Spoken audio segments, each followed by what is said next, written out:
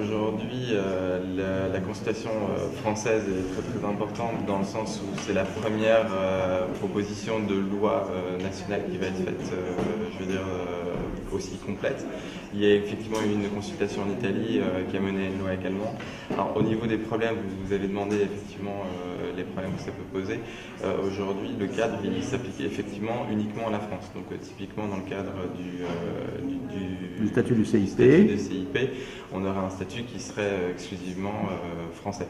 Et donc, il ne permettrait pas d'être actif dans d'autres pays. Donc, ça, c'est la question du passeport européen.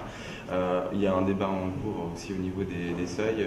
Bien sûr, le seuil des 5 millions sur la directive prospectus est discuté, mais ce n'est pas le point non plus essentiel. Selon la législation européenne, chaque pays membre peut décider d'imposer ou pas l'obligation d'établir un prospectus, obligation assez lourde, surtout pour les TPE,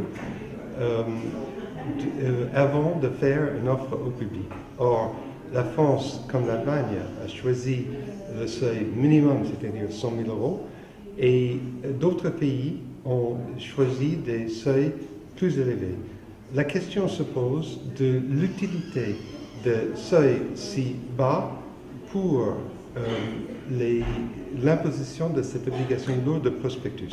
Il n'y a pas, jusqu'à maintenant, une relation directe entre l'attitude par rapport à cette législation et le développement du crowdfunding. On verra, nous sommes en période de rodage et de développement. Le crowdfunding explose, sa potentiel est énorme pour le financement des TPE, mais nous sommes en train de chercher le bon cadre réglementaire, y compris en France. Et je pense que le 300 000 euros proposé par l'AMF et la PCR, avec d'autres obligations par rapport à la plateforme, peut être relevé. Les autorités anglaises ont proposé un nouveau régime qui exigera pour l'offre au public par les moyens de plateforme de crowdfunding d'autres obligations qui va restreindre la liberté qui existe aujourd'hui pour les offres en deçà de 5 millions d'euros.